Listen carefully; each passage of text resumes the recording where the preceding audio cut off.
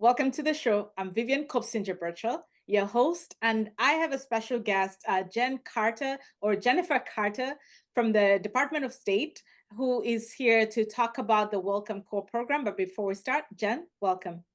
Thank you so much, Vivian. I'm so excited to be here and get a chance to talk to you and all of your guests about the Welcome Corps. Absolutely. It's been fantastic getting to meet you first at the White House and then yesterday. But today you're here to, really tell us about the Welcome Core program. Can you give us a bit of a background? What is the Welcome Core program? Yeah, absolutely. So the Welcome Corps is the U.S. government's flagship program for private sponsorship of refugees who resettle here in the United States. It really was inspired by America's longstanding history as a beacon of refuge for persecuted people around the world and the spirit of generosity of the American public. So through the Welcome Corps, Americans work in groups of at least 5 adults to help refugees by sponsoring or supporting them during their first 90 days or about 3 months after arrival here in the United States. So the Welcome Corps is part of our official U.S. refugee admissions program that people might be familiar with. Sometimes you hear it called the U.S. RAP, for refugees who have been forced to flee their countries, cannot safely return home, and require permanent resettlement in a third country. So more than 3.6 million refugees have safely and securely resettled in the United States over the 40-year history of the U.S. refugee admissions program, making tremendous social and economic contributions across the United States. I don't think I need to tell your viewers, but I will anyway, that we know that refugees are hardworking, resilient, determined people, and they really have shaped the American landscape. So normally when refugees arrive through the U.S. RAP, they receive assistance from our amazing traditional resettlement agency partners. So in a state like Massachusetts, for example, there are 12 local partners who lead that work. I can't name them all and I don't want to play favorites, but I think you'd be really familiar with a lot of those organizations. But we often ask these resettlement agencies to do heroic amounts of work with very limited resources. So we created the Welcome Corps, which is a key tool in our strategy to expand this country's domestic capacity to welcome refugees. Inviting Americans to participate directly in the resettlement experience will help us extend our support to greater numbers of refugees who are in need of protection.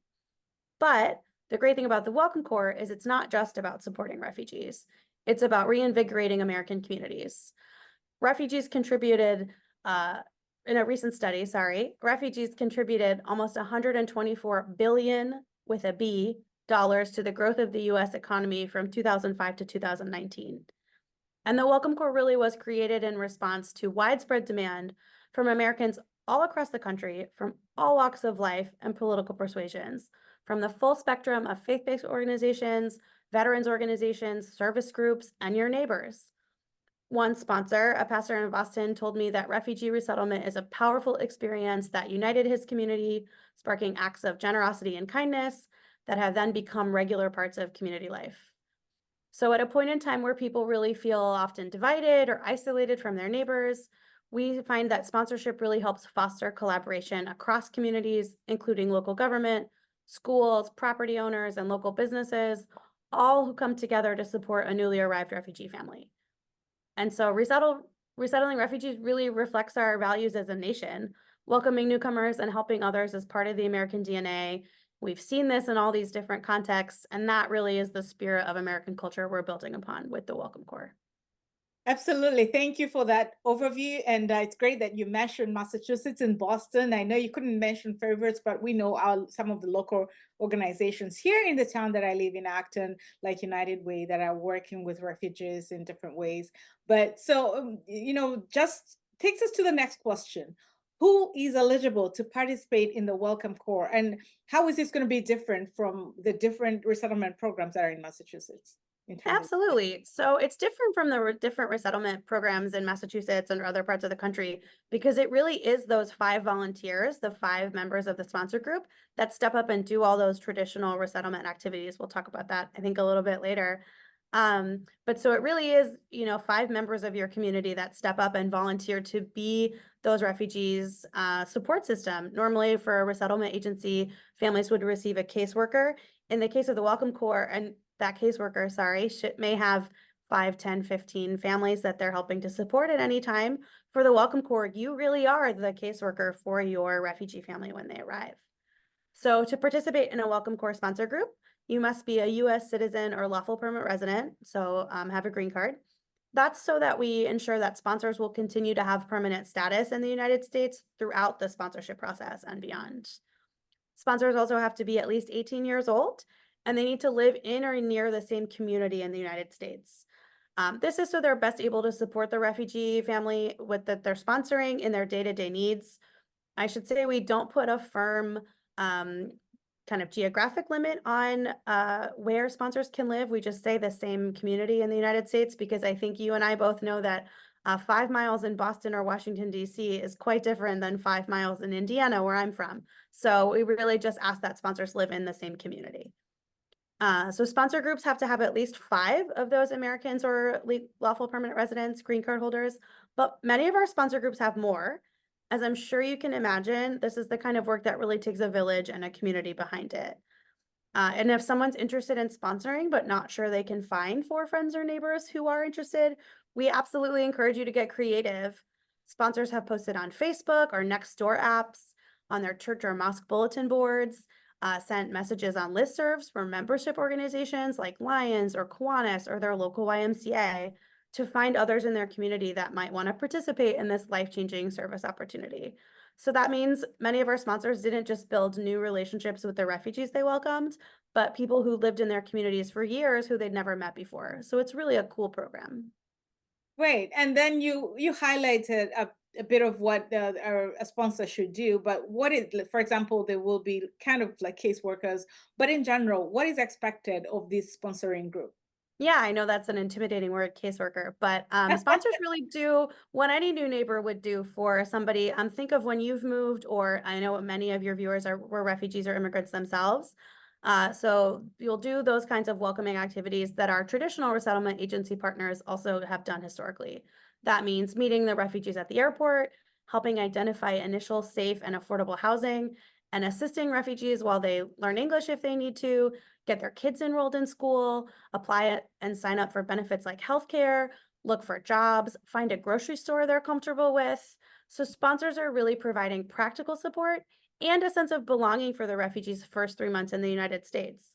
Like I said, a lot of these resettlement agencies are doing amazing work with multiple families, but what we love about the Welcome Corps is it really provides that personal relationship between a sponsor group and a refugee family. So And as part of the application, sorry, there's a little more. As part of the application process, sponsors complete training and other requirements, undergo and pass background checks, and raise money to support the initial resettlement period for the refugees. So sponsors do commit to supporting the refugees financially for 90 days or 3 months. After that, we hope that the refugees have successfully applied for any relevant benefits like Medicaid, found jobs or applied for unemployment if they're eligible, and are on that important path to self-sufficiency and dignity that really comes from starting a new life. That said, like I said, we hope the relationship between the sponsors and the refugees lasts much longer than that 3 months. And I think I can say almost without exception that that's what we hear from sponsors. Beyond the relationships that we see formed through the Welcome Corps, which now I think I've talked about quite a lot, one of the amazing parts of this program is that anyone can do this work. The Welcome Corps really is designed to provide sponsors with all the tools and support they need, even if they've never participated in anything like this before. We offer assistance and coaching to sponsors to navigate the process from beginning to end. For example, this includes weekly info sessions with sponsors who are interested but not sure yet, and one-on-one application support sessions for sponsors who are ready to help them finalize and submit their applications. We also have a state-by-state guide that helps sponsors find information about state and local programs in Massachusetts or wherever they live, and benefits for refugees, suggestions and best practices on finding affordable housing in your area, which I think we all know is the hardest part of moving anywhere, and more. And then every private sponsor group can also be matched with a private sponsor organization that has demonstrated experience in providing integration support to refugees. So many of them are these resettlement agency partners I talked about. They're also volunteering their time to really help sponsors do things like get apartments set up, navigate public benefits in their state and community, and more. So the Welcome Corps team really is here to hold the hands of our fantastic sponsors every step of the way. What we want from you is your free time, your energy, and your compassion to help refugees as they start their new lives here in the US. Well, you mentioned a few words that are intimidating. For example, the financial obligations. Which will take us to the next question: like, how much does a sponsor have to contribute to this program as when the refugees are received? Or I Yeah, don't it's a know, great before or after or whatever. You can explain the process to us. Oh, it's a great question. Yeah, I can definitely explain the process. First, let me say something important.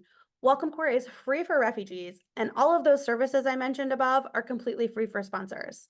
So the Welcome Corps is a public-private partnership funded by both the U.S. government and private philanthropic donations. So our services are completely free for sponsors to use. All those application support sessions, info sessions, all are completely free. And refugees never have to pay to access resettlement in the United States. So if you're a refugee and someone asks you to pay money to sponsor you, that could be a scam, and you should let us know by emailing fraud@welcomecorps.org. And maybe I can give it to Vivian and she can put it in the chat. Likewise, if you're a sponsor, you should never be accepting money from someone you know or don't know to sponsor them. So like I said, as part of the process, private sponsors do have to do some fundraising to help support the refugees when they arrive. But most of those funds will not be given directly to the refugees, but spent on their behalf by the sponsors. For example, housing is going to be the biggest thing that sponsors are spending that money on. Um, so sponsors raise the same amount of money that our resettlement agencies use for refugee arrivals. It's called a per capita. It's all another intimidating term. It's currently $2,425 per refugee, and that's for the whole 3 months, not each month. And this is a number that's really based on best practices we've determined as a floor or a threshold for being able to set up a refugee well for their life in the United States. As I'm sure you can imagine, most of that is going to go for housing, which is expensive for all of us, but also really hard.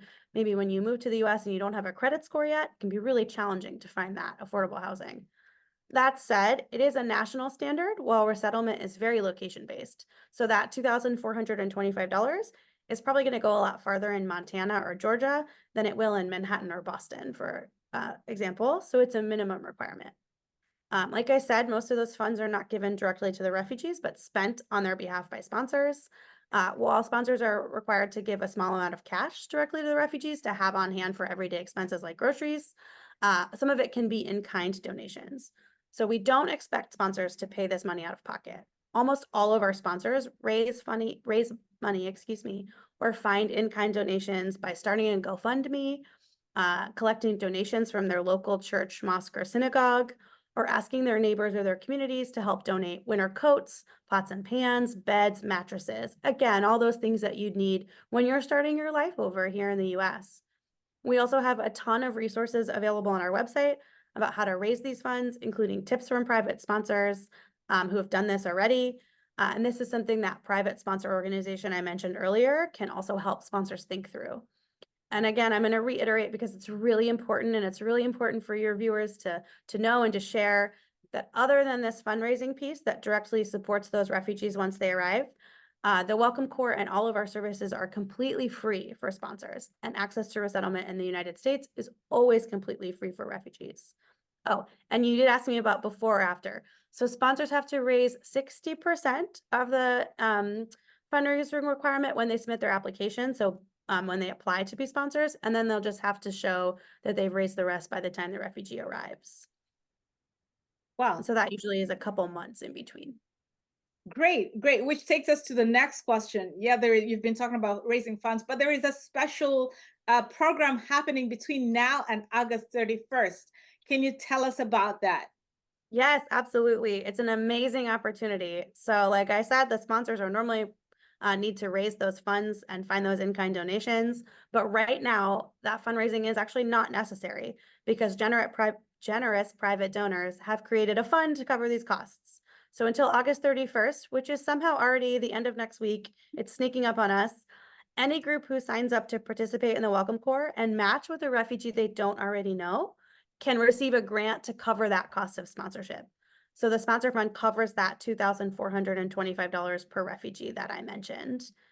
Our private donors were really motivated to do this because right now we have more refugees who are overseas and ready to travel than we have spots here in the United States to resettle them through our traditional resettlement agency partners. So this fund really supports helping us bring those who are at the front of the line already screened, already vetted, and ready to travel to the United States to come here, if only they had a sponsor. One thing I think that's really interesting too, it's not just until August 31st, but I think may help encourage some folks who are thinking about it, is that sponsors can apply to be matched with any stranger, but they also can tell us a little bit more about who they're best able to support or who they're interested in sponsoring. So for example, when they submit their applications, sponsors can choose a nationality, a spoken language, or a family size that they're best able or most interested to support. So if you're interested in supporting one of the 30,000 refugees from the Democratic Republic of Congo who are waiting to come, you can do that. Or you can say, I'd like to sponsor someone that speaks Kinyarwanda or Kiswahili. The Welcome Corps team can work to match you with a family that meets those preferences. So I'd really encourage anyone to think about the Welcome Corps, anyone who's thinking about the Welcome Corps, to submit that application by the August 31st deadline for the sponsor fund to really take advantage of this amazing opportunity. That said, we're not closing applications for Welcome Corps on August 31st. So if you can't quite get there or aren't quite ready, you absolutely can still apply for the Welcome Corps. Just we won't have that 100% sponsor fund available after August 31st. Thanks for clarifying that. And we're going to get into where to go to apply. But then before we go there, yesterday we had a very interesting conversation about the refugee applications themselves. And I understand applications from Uganda have been paused for a bit. Can you please tell us a little bit about that? Why have applications from Uganda been paused? Absolutely. Thanks so much for asking. There has been tremendous interest in the Welcome Corps, including from communities across the United States who are eager to sponsor refugees that they already know, which is something we haven't talked about, but is possible through the program. Almost 100,000 private sponsors have signed up already through the Welcome Corps, but most are to sponsor these refugees that they already know. We've received a significant number of applications made by sponsor groups for refugees in Uganda, considerably more than for refugees in any other country. So given that level of interest, we've temporarily paused new sponsor applications for Uganda-based refugees to allow the Welcome Corps team time to review and process that super high volume of existing applications. I do want to stress that applications that have already been submitted by private sponsor groups are under review and are not affected by the pause. It's only for new applications. So we're actively reviewing cases for refugees in Uganda that sponsors already submitted. However, every case is unique and the time required to review each one will vary. I know it can be so frustrating for sponsors to wait after they put all that time and energy into submitting an application, but refugees undergo among the most rigorous security screening and vetting protocols of any entrant to the United States. Every Welcome Corps applicant must pass the U.S. government's screening and vetting process to be approved for resettlement in the United States through the U.S. Refugee Admissions Program, which takes time. I also want to reiterate that the pause is only for new Welcome Corps applications for refugees in Uganda that sponsors already know. It does not affect other refugees in Uganda who might have been referred to the U.S. Refugee Admissions Program by the UNHCR, UN Refugee Agency, or by an embassy, other pathways. It's just for Welcome Corps applications. It also isn't affected if sponsors are interested in being matched with refugees they don't know who are in Uganda. That's also still possible. Unfortunately, we don't have any further details to share about when the pause on the submission of new applications will be lifted, but we'll make an announcement when there is a change, and we'll let you know as soon as we can. I hope to bring you back when the pause has happened so that we can share that information. Absolutely. Happy to come back. Given that interest that happened yesterday. Yeah, happy to come back. Would love to. I'd love to be the bearer of the good news when it's been lifted. Absolutely. So back to getting the information to the diaspora who might be interested. Where can they get this information on signing up and being a part of this Welcome Corps program? Absolutely. So the best place to always visit for more information about the program is welcomecorps.org. That's welcome corps, CORPS.org. You'll always find the most up-to-date information there in case program requirements change or we update them in the future, or when we're ready to lift that pause in Uganda, that's where we'll say it first. You also can go to the website to subscribe to our newsletter, so you'll get emails from us. You can sign up based on what you're interested in doing. If you're interested in being matched to sponsor a refugee you don't know, If you're interested in learning more about how to sponsor a refugee you might know already, that's still overseas, we have an eligibility tool on our website so folks can see if maybe that person might be eligible to be sponsored through the Welcome Corps. You also can follow us on social media. It's the same name at Welcome Corps, CORPS, on Instagram and X or Twitter. There we share updated information about the Welcome Corps, but we also feature stories from sponsors and refugees who have participated in the program. And that is hands down my favorite part. We have some incredible stories to tell you about.